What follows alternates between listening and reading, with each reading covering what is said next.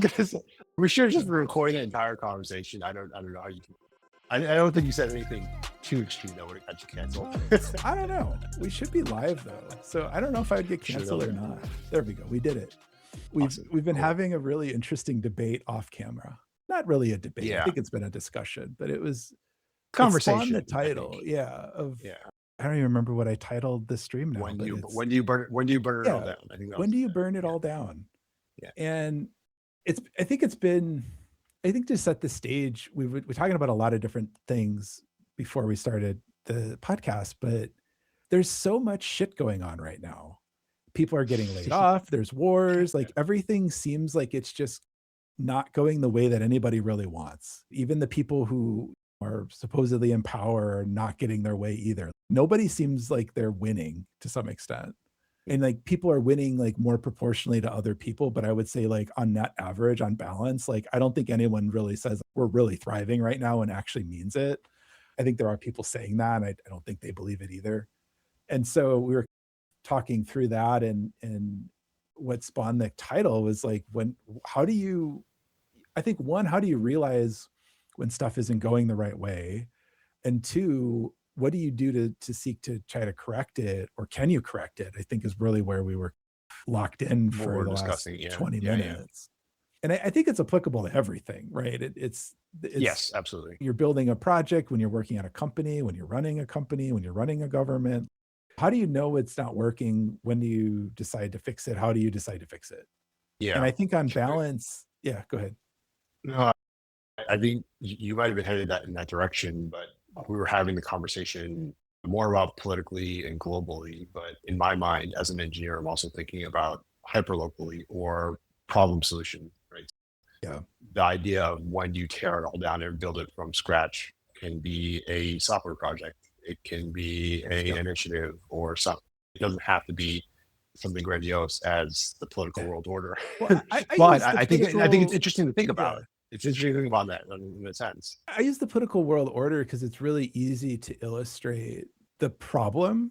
Like you can have an opinion on politics. That's not the point. The illustration is the manifestation of the problem we're trying to talk about, because it's an abstract problem, and it's really hard to unabstract enough. And it's effectively, I'm going to try to do it because we're talking initially about personalities. And that's what I think triggered. Oh yeah, thing, right? that felt like a week ago. I know, right? I don't remember how we got on it, but I made the point that like most people have the same personality type. It's for Myers-Briggs personality typing. There's all sorts of problems with that system, but when you do a distribution of the population based on personality types, you find that like 4 or 5 of the personality types of, I think there's 14 or something, or 20, it's a lot. Most people have 4. And which means that of 70 some percent of people, you fit into kind of 4 boxes. And then the 25% of everyone else is kind of effectively a fringe based on that. And you contrast that with other things like intelligence, or any way you slice data about people, that you can maybe argue that it's artificial norm. I would disagree with that just on personal experience. I think artificial norm is a discovery of what the world actually is. But you find that like most people are pretty similar, and everyone thinks they're unique. And it's the reality is you're not. You're pretty similar to everyone else. And even people in the fringes are pretty similar to other fringes. It's just they're different.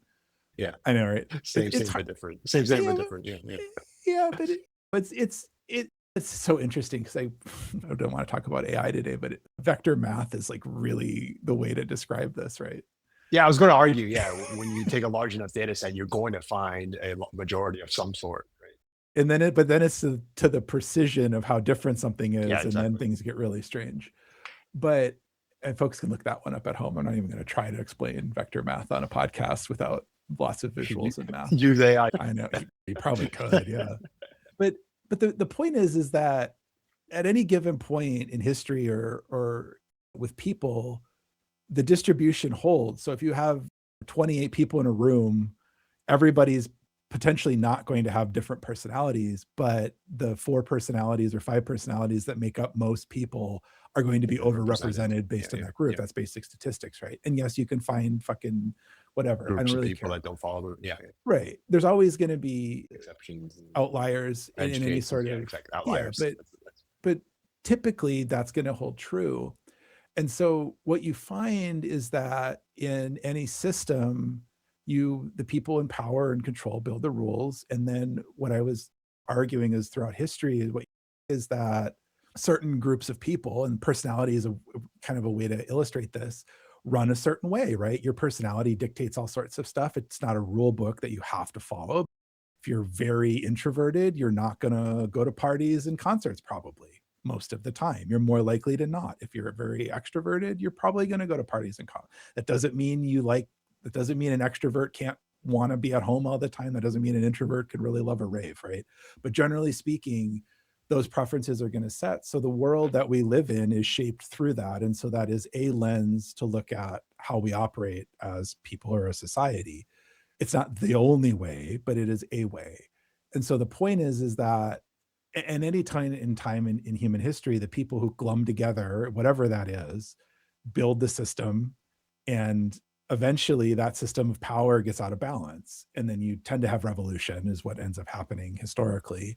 But the thing we were talking about is in the illustration there is like, how do you identify when something is out of whack or not going the way that you want? And especially when we talk about creativity, it's an abstract process and it's an abstract result.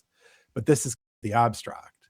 It's like in history or in global politics, it's really easy because there's a war, there's a rebellion, there's a coup, there's a group of people who say we're done with the way that things are going and we want a different way. And the way that like America has decided this over the last several hundred years has been the majority of the people get their way, but the people who aren't the majority also get stuff too. And it's been a pretty good system to balance. That gets out of power, that gets out of whack, then all sorts of weird stuff happens. And that's what we're seeing now. And so that's a mediation effect for you might not be able to see what's wrong when it's wrong because it's hard. Humans are really bad at slow change recognition. But if you design a system in which is resilient and resistant to a massive change or a fast change or a drastic change, theoretically everybody in the system makes it better over time and you keep putting along versus having the company collapse or your art project fail or your software blow up or something. So I think like the slow moving change or the wrong direction over a long period of time is really hard to balance against. We've talked a lot about it on the podcast before where for me, and the thing that I found that works pretty well is that you have to have a really good vision of where you think you're going or where you want to go. Then you have to have measurements or milestones, breakdowns, whatever you want to call them, goals.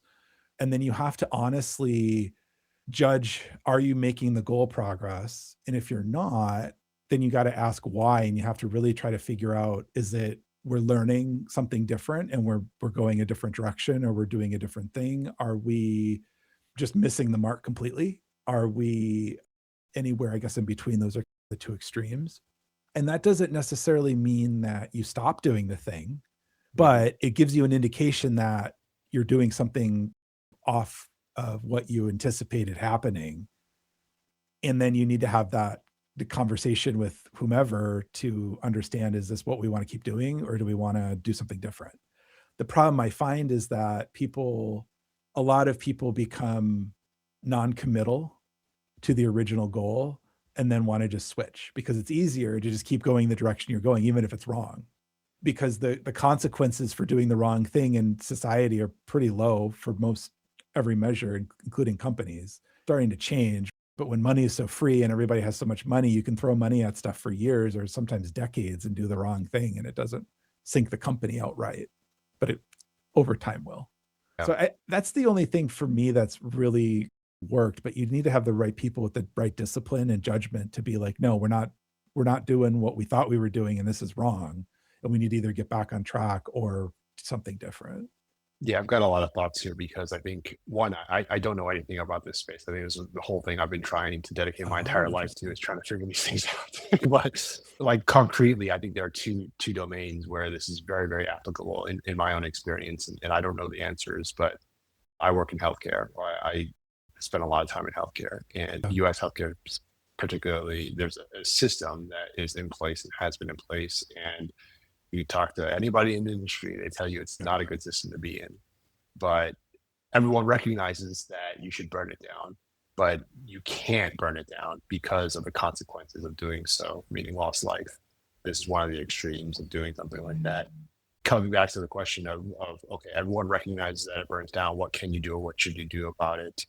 I don't know the answer to that, but taking from my experience with innovation, like the micro pivots inside a large system that is resilient to changes, it doesn't work. So you Yeah. do have to build something. You do have to build something new if you wanted that to work out the way that you expect it to. Yeah, Well, I and know I you spent think, some time in healthcare too, yeah, so yeah, it's something that it's a people good share. point about a micro pivot in that in most companies, especially large companies, they don't have an appetite for deviance, period. Deviance, a lot of times people think is like bad or wrong or That something. It's change not. It's from the just norm, different, change from right? the It's norm. Yeah, right. exactly.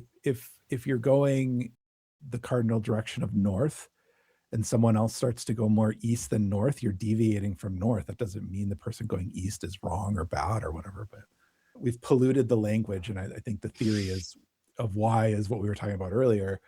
But so there isn't the tolerance for that, which eventually creates a non-diverse, homogenous something, idea, Mhm. company, culture, whatever you want to say, and then it fails. The Yeah. law of nature is that homogeny loses every time, 100% of the time. It could take a long time to happen, but it will happen.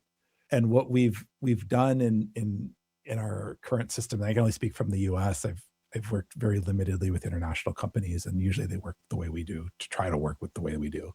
Yeah. But that's like a big problem, even though everyone really knows and intuits that like diversity is like the best way. The And way to like go. Yeah. it's been really politicized, like DEI and all this shit. And I'm not meaning DEI and I'm not meaning anti DEI. I'm meaning diversity in the literal definition of the word, of that there are lots of different things at play and not a single thing or a very small The one subset single of solution, right? things doing stuff. And I think we've really lost these like core ideas of like how the world that we live in actually works, because we've done so well. Like in healthcare is a really great example. For the most part, disease is irrelevant. There are some rare diseases people get that we can't treat. There are some types of diseases that are really hard to treat that you don't have a very good prevalence of. But the reality is, like, most people get sick, they go to the doctor, they get better. That wasn't the case 100 years ago. That Yeah. wasn't the case 50 years ago.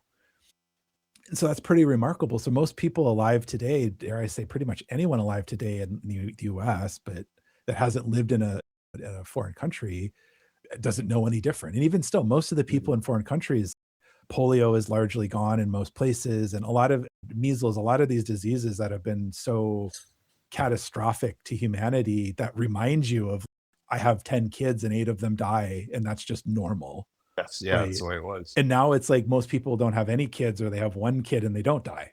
And that Mhm. you can say one way is better or the worse. This isn't a value conversation. It's just the reality is That's that's how it is now, right? how it is. No, but Yeah. the as humanity have found ways around the natural way of life or the systems. Yeah. I was going to say, yeah, I didn't mean to. That was Yeah. just the way the world worked, No, evolved but into, but currently, yeah. yeah. And so that, like I said earlier, monoculture dies 100% of the time, every time. And so one of the ways that we've dealt, or we've made this miraculous society that disease is largely irrelevant, is through antibiotics. So we have this tool and it works super well against most things that make most people sick, like obviously viruses and cancer and genetic deficiencies. Like anyone who's into healthcare, I think, sees where I'm going. I just want to be clear for other folks who not, that antibiotics aren't just this like magic cure-all thing, Mhm. but they've cured a lot of the things that They're magical. generally generally would have done it. Like, it used to be like you could die from digging in the dirt. Vaccines and antibiotics are like the two tools that have kept us pretty much healthy. But what happens is then what? Nature adapts and antibiotics become less good, or they're less potent, or less effective, and then we develop new ones. And what we're starting to see though is a lot of diseases that used to be eradicated or we had tools for, we don't really have tools for anymore. And I'm not trying to be alarmist. If you're a generally healthy person, you're still fine. But I just read this morning or yesterday morning that colon cancer is the number one killer now of people under That makes 50. sense. I think Yeah, of yeah, cancer. sure. And that used to be something that nobody got under 50. Like it was very rare. Yeah. Like you had to have some kind of genetic predisposition to cancer or colon cancer, or have a really poor diet. It's like one of those weird things where we're now living beyond the disease that would have killed us earlier, such that colon Yeah, cancer or other types of cancer are more common now no, because 100%. And so that is an example of something that, why, who knows? There's all sorts of factors: diet, environmental toxicity, people sure, just yeah, becoming susceptible to it over time. Who knows? Like why? People are trying to figure this out. There's a lot of theories, but like I don't think we have a conclusive idea. It's, bury the lead. It's probably diet and exercise related, but not as most things necessarily. are in health. Yeah, Yeah, not most not things in health are related necessarily to a diet silver and bullet. exercise. But the other thing we're seeing too is we're seeing like other diseases that we either wouldn't know about because detection is better, so we know about them now earlier, Right, right. or people are getting earlier than they normally would have in the historical context are happening. And so my point here is that we've created this really safe system for the most part. It's not perfect, but it's pretty good compared to where we were even 80, 100 years ago. But that has, I think, two effects. One, we forget how the world actually works. We've created kind of a bubble Mm, of safety or simplicity. But then two, we don't want to leave it. okay. And Interesting. so like the switching costs are much, much higher. So most people are not going to want to go and be Amish if you've grown up in the they call it the English world, but the world that we all know in America for the most part. You're not going to want to just throw it all away and go Yeah, live on the farm. Some people might, but most people aren't, because they're going to realize that they don't have all the comforts of modern life, or what life modern technology. is, Yeah, modern exactly. technology, according to us. But their Amish perspective is totally different. I guess for folks who don't know, most Amish people live without electricity. A lot of them don't use motors. There's a lot of different rules in different communities, but generally speaking, they live like it's the 1850s. From what I understand, they study these things, but they just don't use them. I could be Yeah, wrong on it's a really that. interesting, I'm speaking in wide generalities Yeah, about this, me but neither. and there's different sects even within what most people consider Amish. There's all sorts of very, very different, I don't know, I guess I'll call it culture because I don't know what the proper word would be. But Mennonites and Amish are very different, but they're very similar depending on how you look Hmm. at it. But anyway, they are a really interesting phenomenon in my opinion, because they still live in the world that we live in, right? So anyone who's lived around Amish folks, like they're on their horse and buggy going down the highway while you're zipping by in your car in 2026, right? And they'll go into convenience stores and buy a, a pop or a Coke or and like a candy bar, Yeah. but they don't have electricity at home, right? They'll use a cell phone, but they won't own one. Some of them will, some of them won't. So they have a really interesting kind of coexistence. A lot of them will use modern medicine, but they have very hard lines on what kind of procedures I they didn't will even or won't. consider that. I didn't Yeah. even consider that. And some of Interesting. them Yeah, don't wow.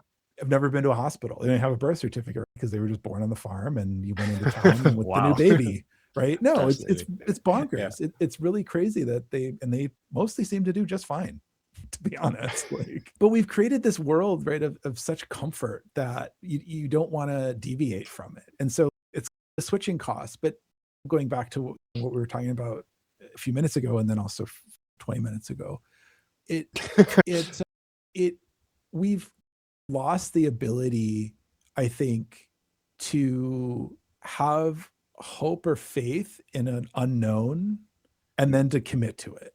And so if you think about the people who, I'll just use the American story, and then I know there's all sorts of opinions about this too, but like the story that's mostly taught is a bunch of people from Europe, mostly England, were fleeing oppression. So they got on a bunch of ships and were like, we're going to go to this new land that may or may not be there.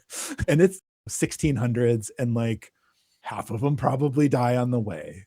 And that's just normal, right? You're going to do a ship, you're going to sail across the ocean. You're probably not coming back, period. If you come back, half your people that you left with are probably not coming back or more. That's just how it is. That's table stakes. Now we think about that. If you flew to Europe today, if you flew to England and half the plane didn't make it because they died along the way, how fucking bonkers that would be. It's a perspective thing. And they came here, they settled. There's a lot of other stuff that happened too, but you have to be pretty crazy to leave you're persecuted and the religion differences with the king or whatever are not going the way that you want.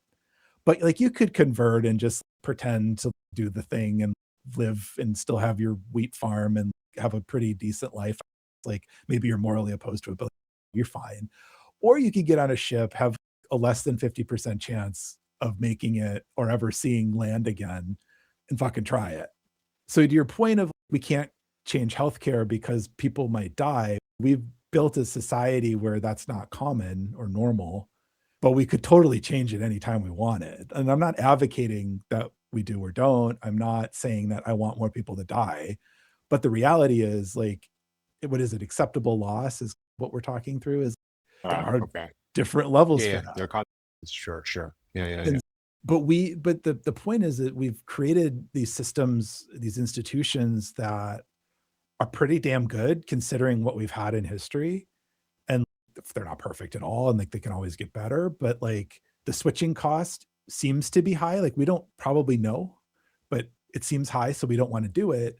But yet put up with this like system of stuff that doesn't work. And healthcare is a great example. If you're listening internationally, the American health system is like the best in the world, but the most expensive. It's comparable to other places. Okay, so the costs spent are tremendous. I'll qualify that. If I have a mystery illness, I am going to yes, sure, yeah. Right, yeah. And I will spend, if I have unlimited money, I'm coming here. There's no other place in the world where you're going to be able to have access to the highest quality care for the highest dollar.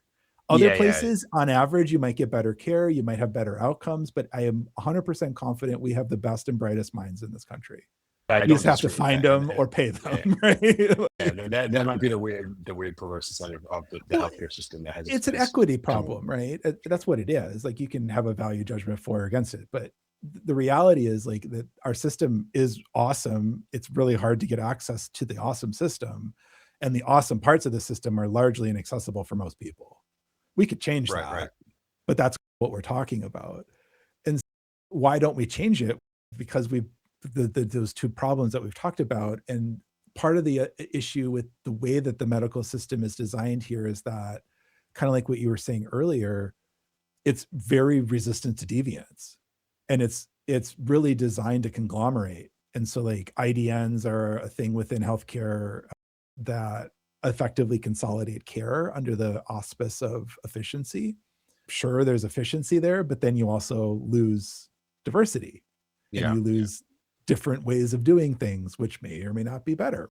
So it's how the system's designed. So I guess, how do you identify when this is happening? Well, it's hard, but I think benchmarking and whatnot, I think to the point where we were like 20 minutes ago is, what do you do about it? Yeah. I mean, your point about diversity, I think is in line with, it is the only hammer that I know of in innovation, right? Whenever you're talking about a system that's been ingrained for a long time, you can't just pull it out and replace it. The switching cost is too high. The knowledge transfer you would need to do, it takes way too long. So the only option that I know of is you start building the new system, have it running in parallel. So you do have this diversity of how models can work. And then whichever one wins out is whichever one wins out, and you can probably push one or the other. But the idea it's competition. Yeah. But the idea is you don't necessarily have to literally burn an entire system down to have a new one. That's the only way that I know how to not solve, but approach these types of problems, where you have an incumbent or some sort of, I just happen to be in two difficult industries of healthcare and energy, right? Two systems where you have they're providing a social good. They're providing something. You can't just take them down. So the only way to approach it that I know of is you start building something new and see if it can work. Not necessarily in competition with, but maybe in conjunction with, or some sort of way to There's a fascinating movements. idea of co-petition. Oh, Co-petition, not interesting. competition, co-petition. Yeah. Interesting. Okay, I hadn't thought of it Yeah. that way before. But effectively, that's like capitalism, right? Where you just have Capitalism okay, completely competitive. Yeah. So well, co-petition. Go ahead. good. Define. I was gonna say that Yeah. the idea behind the competition brings up the potential situation of competition, because you can't have competition without some sort of competition, I imagine. Correct. Yeah. Correct. So co-petition, I'm not an expert in the area, but Sure. I I've never heard of understand the it. term. It was interesting. Yeah. It's co-petition, I think, in a very easy sense that is not necessarily accurate to what it is, but a really easy way to illustrate it is like a strip mall. And so you have 5 or 6 businesses literally under one roof. They all have their own doors, right? Okay. And they all pay for the roof. They all pay for the parking lot. Maybe there's 2 clothing stores, and they're technically competitors. Interesting. They pool their resources to work for the greater good. A way that this oftentimes will manifest is like large companies who have, like, I think Samsung is maybe that way, where they build chips for other companies, right? But they also build exactly. chips. Sure. Right. So Yeah. you can say that that's like outsourcing your product or having a different product line that you can benefit from, but it's also, it's co-petition because you're allowing your competitors to use the technology to also benefit you. So they get the chips and but you also then get the money to build better fabs that everybody benefits from. So that's a way to do the system too, where you don't necessarily have to have diametrically opposed or competitive environments. But I think the problem I have with the idea of running multiple things is, one, it's a resource constraint, either financially or just time and energy and people. But 2, what if the system you're trying to change is inherently antagonistic against that and it's actively seeking out? You can argue that the U.S. healthcare system, there are probably some people in there that are, those are semi-recent incidents that kind of brought this to attention, but there are some maybe not morally aligned players in the space that want to keep the status quo for particular reasons. Yeah, it's the insurance companies. I didn't want to say not right, but sure. For folks at home, you don't have to take my word for it, but always follow the money. Who is making the most money on the insurance companies? Yeah. I think that's always true. It always comes down to that's why it's broken. The bottom dollar, right? Yeah. I'm not saying hospitals are perfect. I'm not saying providers and healthcare workers are, but I will say that, and we both worked in healthcare. I've worked with hundreds of hospitals in my career. I will say that in 100% of cases, most people working in the hospital are doing the best job they absolutely possibly can. Yeah. Management, maybe not. And then the insurance companies, most of them know. They're just trying to make money. It's pretty strange. I just want to be really clear, like the people in the system, in at least healthcare, are trying to do the best. And it's a good point. A lot of them burn out for this reason, that they want to just treat people and they want to treat them the best way they can. And then someone tells them they can't, or someone tells them that this way would be cheaper and maybe it's not best for you. And that's the argument for that system, is to hedge against wasteful spending or managing resources. There's other ways to manage resources that don't require a completely opaque system of somebody making judgments about you based on no criteria that anyone has access to. But that's the problem, I think, with that methodology of the not burn it down, is that if the system that you're trying to improve is designed or has become designed to prohibit competition or change or deviance or divergence, what? Yeah, I don't have an answer. Yeah, interesting enough. I might have a pathway towards, because we were talking about this, not recorded, but we were talking about market forces and how market forces have a tremendous power over certain types of things. I think, at least, again, I'm drawing from my own experience here, but in the realms of healthcare and energy, you have people who want to reap the benefits of a good healthcare system or having access to energy. Right. So those types of market forces, if you have a system that is not providing the best quality of care or not providing stable, consistent energy, then the people have a voice. They can choose the other option, which maybe costs more, but at least they're getting unless they can't. Unless they can't, exactly. You actually nailed it. You hit it right on the nose for what I'm trying to figure out right now, is unless they can't. With energy, so that's interesting, because energy is a little weird because it is a granted monopoly. for the most part in most places. No, Right? yeah. Understood too. I thought it's widely accepted that it It is. was understood, but again, kind of like we were talking about with healthcare and how it's not normal to have half your family die from drinking water. And I'm not even joking. I guess I have a hard time, like, I'm not trying to explain things to levels that I think this is absurd to even say that, but I have more and more conversations with people where they have no idea what What are you talking history was about? like 50 years ago, let alone 200.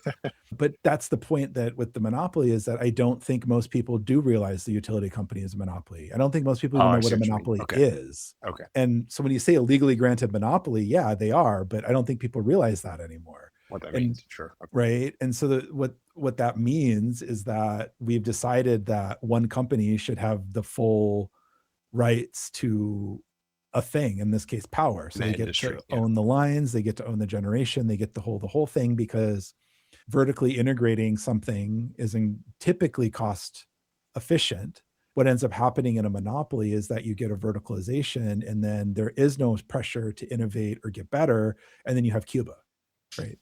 That is clearly clear. Yeah. And for people who have no idea what Cuba is, it's an island off the coast of Florida in the United, but but Cuba's a really good, so Cuba's kind of fucked up for a few different reasons, but we have a huge power problem. Now, this is actually relates, and I can tie it together. It's really easy, but people probably don't have any idea about Cuba. So Cuba, everything is owned by the government. It's kind of social communism, whatever you want to call it.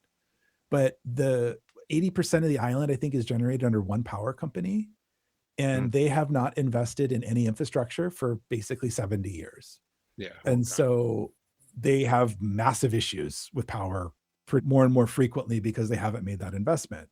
You can also argue that people like the United States or countries like the United States have an embargo on them, so they don't have There are other access to reasons. Yeah. markets. Yeah. There's other places in the world who have similar conditions who are doing just fine, right? But they have two things stacked against them. But again, it's an extreme in a monopoly situation where there's no other outside influence pushing maintenance, pushing innovation. But I think more importantly, there's no alternative when it breaks. And that's it's the same problem as a monoculture, right? If everything is doing the same thing and working the same way, something that comes along that the monoculture can't deal with, it collapses, which is why I have very extreme confidence in saying monocultures fail 100% of the time, every time. Yeah. And so we've tried to hedge that problem of having a monopoly, a single vertical, a monoculture of electricity in this case, with a bunch of rules stating that they have to do some stuff, and we have cost controls, and then we pass regulations and make them do different things.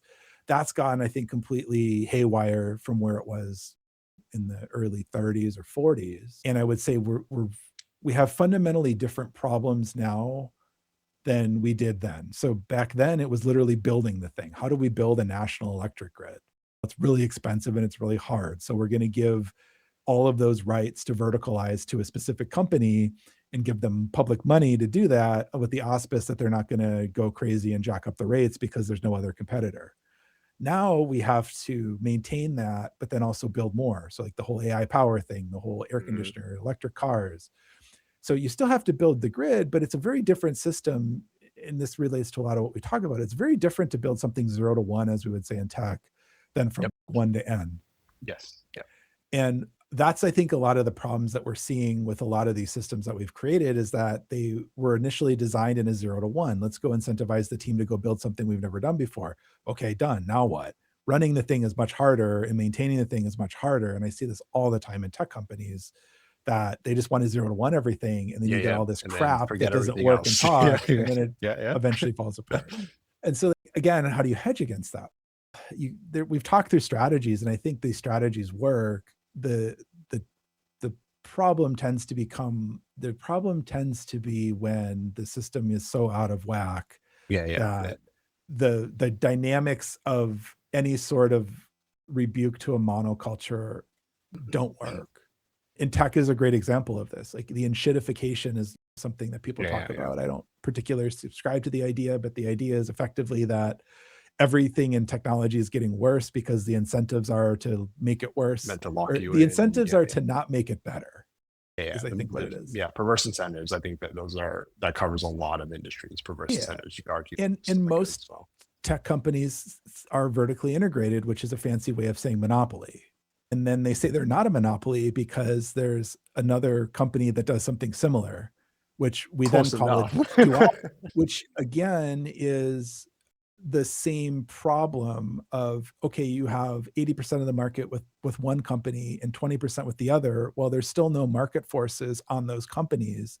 And the smaller company might take a little bit of the market share. They flip back and forth. But what you end up seeing is like neither really actually pushes anything over the line. And if they do, it's either by accident or because the other player lapsed. And a really easy way for technology people to understand this is Intel and AMD, right? It's a Yeah. duopoly. Yes, there's Qualcomm. Yes, there's Samsung. Yes, there's some other Well, chips out there.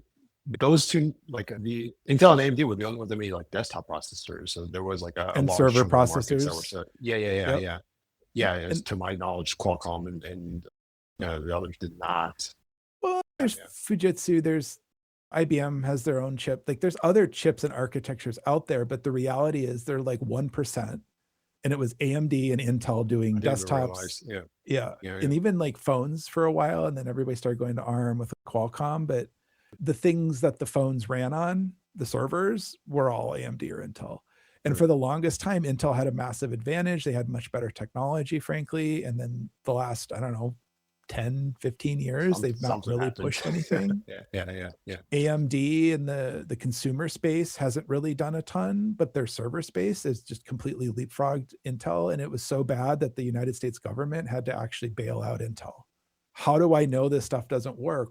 If your company has to survive by the government giving you free money, you didn't work in capitalism, Yeah. right? And so is it fixable? Maybe, I don't know. That's a whole conversation we could probably have a different day. But the point is that monopolies don't work long term. Duopolies don't work long term. When those systems become so anti-diversity or anti-deviation that there isn't the ability to even compete, then you get at what we have in our society, frankly. I don't know how else to say it. Sorry, folks, but like the only way to really, and if you look at the history of how we got here, it's what we've been talking about. We have all sorts of people with crazy ideas doing shit and it works. Something better works, right? And then as long and the American system was designed, when you invent something, you get to claim originality for, I believe the first iteration was 7 years. And now it's 10 to 15. You can extend patenting. So you would have exclusive use to whatever you invented for a limited duration.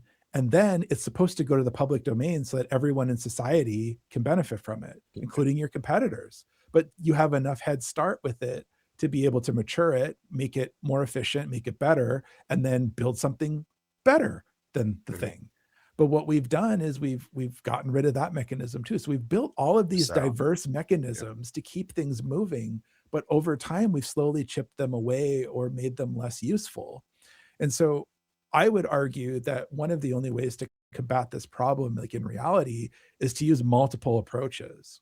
That goes against everything everybody says about starting a company or trying to do an idea. Focus on one thing very narrowly. Yeah, but you're probably not going to win.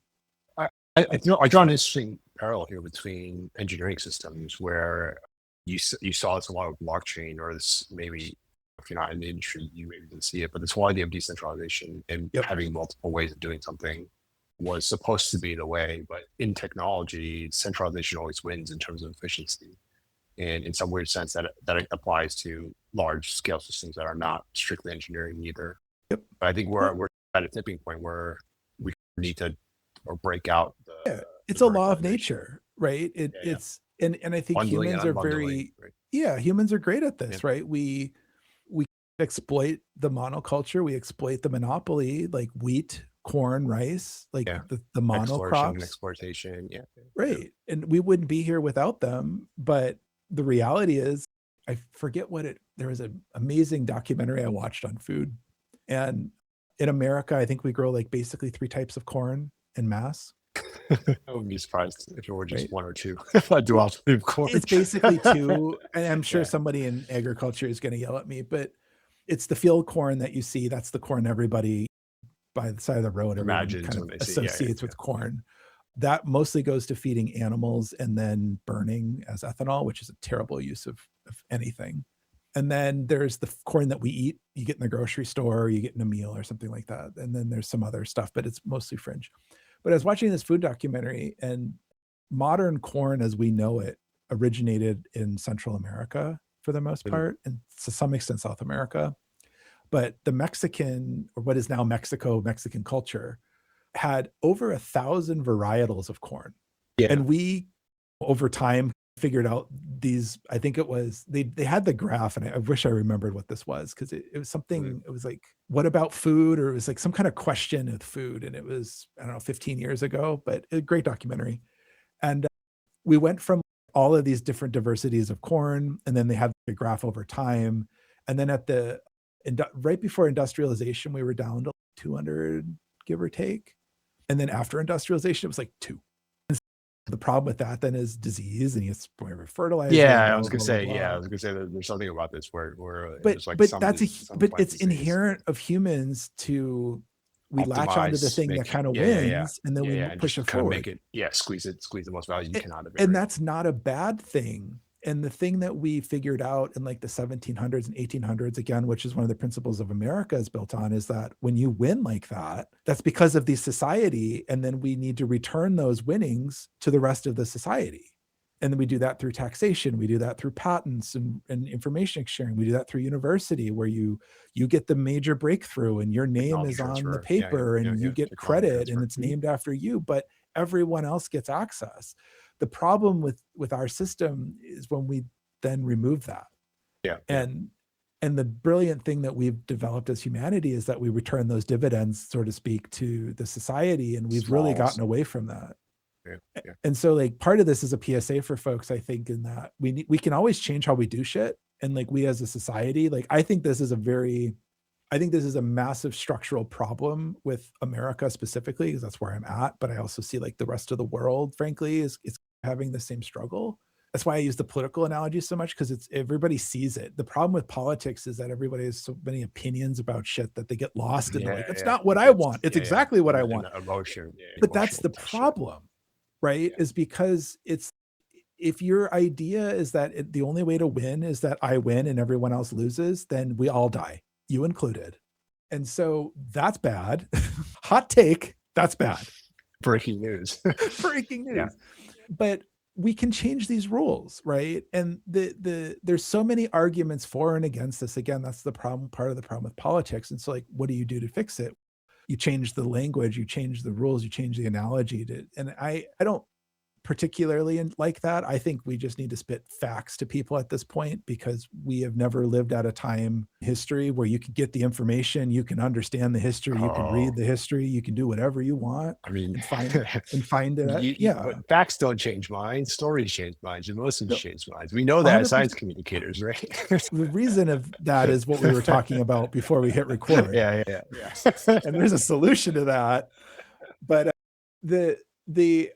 I am of the weird belief now, it seems like, that knowledge is power and knowledge will change hearts and minds, and that a better idea. Unfortunately, you are in the minority, I think. I know, right? That a better idea beats out a worse idea. And unfortunately, that system does only work when it's not a winner take all. But that's my approach on this. But I think that people need the facts, people need the truth, and we can change it. We can change anything we want. We can't change physics. It's about it. The only thing we can't really change is physics. Everything else, but we have to want to do it. And again, going back to what we were talking about way earlier in the stream, is that it's become so comfortable that people are it's like the Titanic going down. I imagine there were a lot of people on the unsinkable ship who were like, I'm staying on the unsinkable ship. It's insane. Why would it sink? It's unsinkable. And then there's the people who are in the lifeboats who are like, fuck it, the little boat is better than the big boat. And then there's the people who are like, it is sinking, I'm going to jump in the water and hope for the best. But the reality is the people who got in the boat won, but then they bring the point really full circle, they also then went back and were like, the unsinkable ship sank. What the fuck? How do we make it better? The radios were off on the other ships. Flares were thought were to be fireworks. They shouldn't have been in the damn ice field in the first place. They had bad information about the crossing, right? The ship might have not been built the way that they said it was. The ship as designed wasn't really built the way that it probably should have been. And so they fixed it. And that's my point here, is that if something doesn't work, you have to change something. You have to see how it is. And then you have to decide, is this better or not? And if you decide that it's not better, you have to objectively look at it to say, do we revert back to the way that it was, or do we try another new thing? And I think so many people now, it's so easy to say, no, I want it back the way that it was because I understand it. And I know, or I think I know what it'll do. And so I guess this is a really long way of challenging people to say, do something that, you know, you're uncomfortable with. And if you don't think that it's better, try something else that you're uncomfortable with. And I think that's how we fix it. That's a fantastic place to leave it. Honestly, I was not expecting it to go in the optimistic direction, because going into it, I was like, I have no idea what to say about this topic because I'm working through it right now. And that's when we burn it all down. Goodbye. Yes. Take care, man. All right, you too. Thanks.